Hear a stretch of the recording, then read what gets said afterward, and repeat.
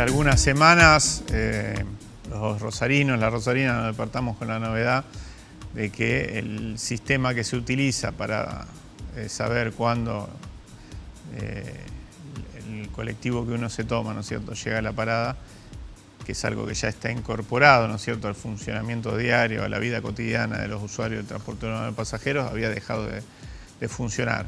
Aparentemente hay denuncias de que se trataría de un hackeo a nivel nacional del sistema, ¿no?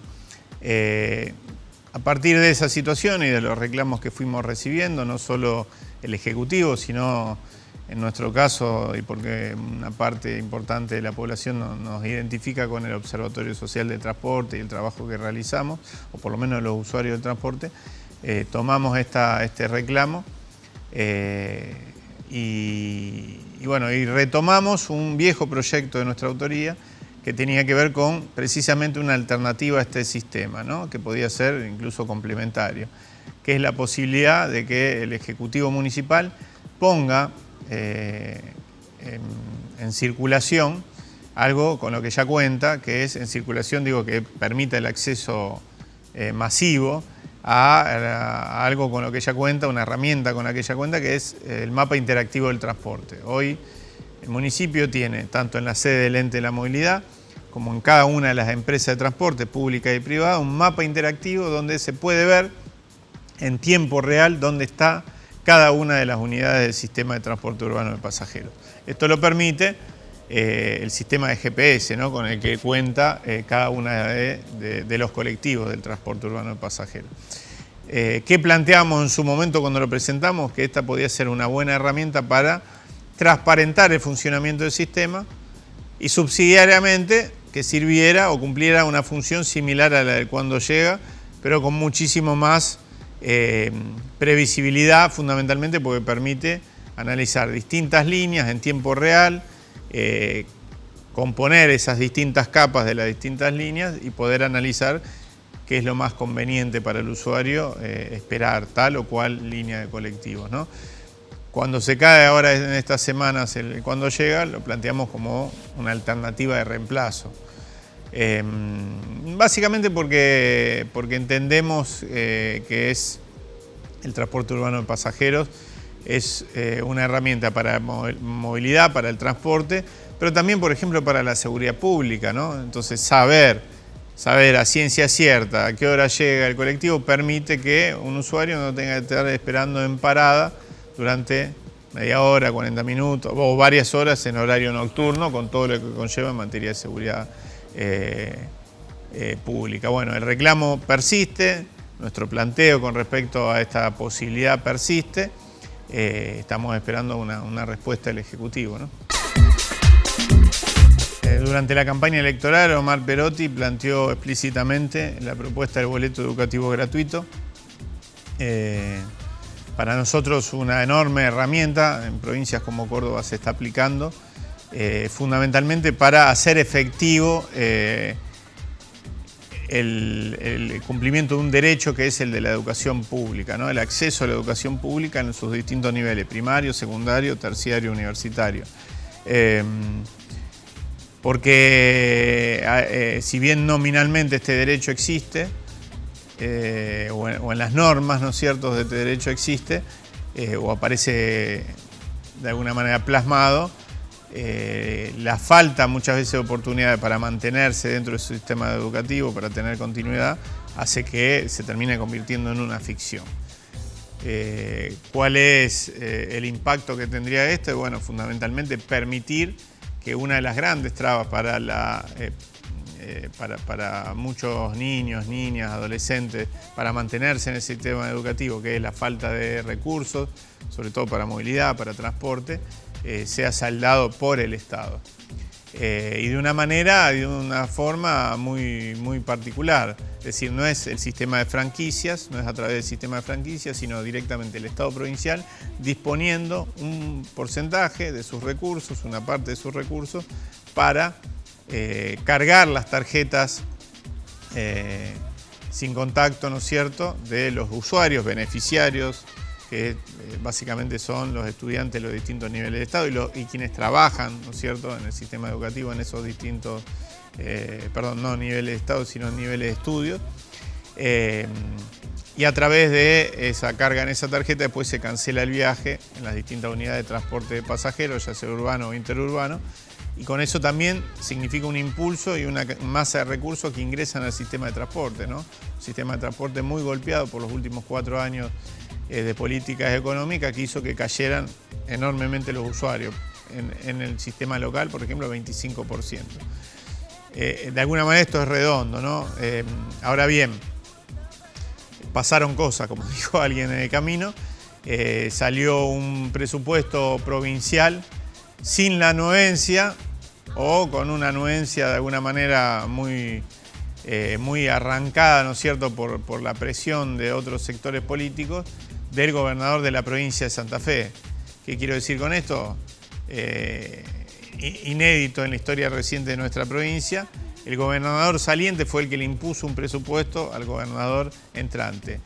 Esto trajo una serie de inconvenientes. En lo que tiene que ver con el boleto educativo gratuito es que el presupuesto para su aplicación no está previsto. Hay 0 pesos para esto. No solo eso, sino que en materia de recursos para el transporte, que después se expresa en los subsidios provinciales, no hubo un aumento de los subsidios, se mantuvo la misma cantidad de aumento con la inflación que hubo durante el año pasado, la misma cantidad de subsidios que el año pasado, ¿no?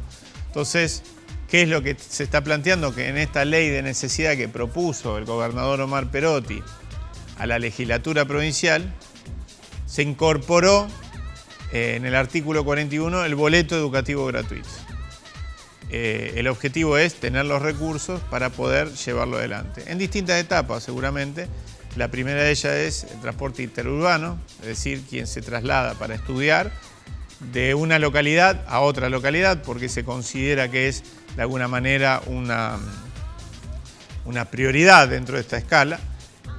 Y en segundo lugar, la posibilidad de boleto educativo gratuito para quienes usan el transporte urbano de pasajeros, ¿no? Son las distintas etapas. Ahora, para eso es necesario y es, te diría que imprescindible, que se pueda avanzar con la ley de necesidad. Seguramente con correcciones dentro de lo aceptable, dentro de tanto la Cámara de Senadores como diputados, cuando hablamos de aceptable, que no se de alguna manera vulnere el espíritu de esa ley, que es la posibilidad de liberar recursos y conseguir recursos para que el gobierno provincial, para que los municipios y comunas puedan llevar adelante políticas tan necesarias de inversión social y educativa, como es el caso del boleto educativo gratuito.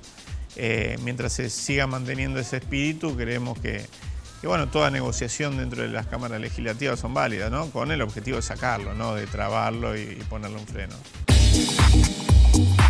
Nos visitó en una fecha muy especial para los rosarinos, que es el 27 de febrero, una fecha que recuerda la creación de la bandera, el primer izamiento de la bandera nacional, creada por Manuel Belgrano, que recuerda nuestra voluntad soberana, ¿no? Ante el mundo, y una fecha que en su momento supo ser una fiesta popular en la ciudad de Rosario, después un poco con el tiempo reemplazada por el 20 de junio. ¿Por qué el 20 de junio? Esto es a partir de 1938, una ley nacional, fundamentalmente por el calendario escolar, para incorporar el Día de la Bandera al calendario escolar, ¿no? Y utilizar el aniversario del fallecimiento de Manuel Belgrano. Ahora, el 27 de febrero nunca debió haber sido dejado de lado por Rosario como fiesta popular propia. Nosotros por eso hace tiempo venimos planteando que tiene que ser un feriado municipal, de las mismas características que el 7 de octubre. Rosario no tuvo fundador, no tuvo fundación, fecha de fundación, pero si hay algo que fue liminar de alguna manera, que fue simbólico, atado a la historia de Rosario, fue la creación de la bandera. Entonces esa debería ser la fecha central, ¿no es cierto? O darle otro realce. Bueno, ni hablar que celebramos que vino el presidente de la Nación, vino el gobernador de la provincia, y también estuvo, por supuesto, presente el intendente, ¿no? La vicegobernadora, otras figuras institucionales de peso. Pero la presencia de Alberto Fernández para nosotros fue toda una señal hacia Rosario en un momento muy difícil en materia económica, en materia social y también en materia de seguridad pública. Y además en una visita lamentablemente teñida por un hecho gravísimo un hecho doloroso, desgarrador, como es la muerte de Carlos Orellana, que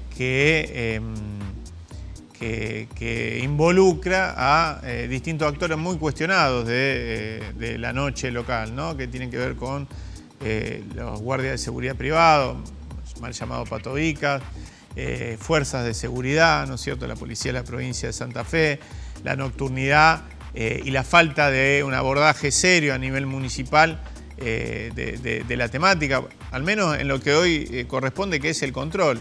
Porque hay un debate, por supuesto, en el Consejo Municipal. El Consejo está en mora, los concejales estamos en mora con ese debate, o por lo menos no hemos podido llegar a un acuerdo, ni con el Ejecutivo tampoco, en la gestión anterior. Pero la vida sigue, el control debe seguir y hay normativas que están vigentes, más allá que hagamos una nueva. Y tienen que cumplirse. Y muchas veces nos encontramos con que las capacitaciones que tiene que hacer el personal de seguridad privado de algunos de estos emprendimientos no se hacen, en gran parte porque se contrata en negro, ¿no es cierto? Entonces después no hay obligación de responder a la normativa, en este caso la normativa local.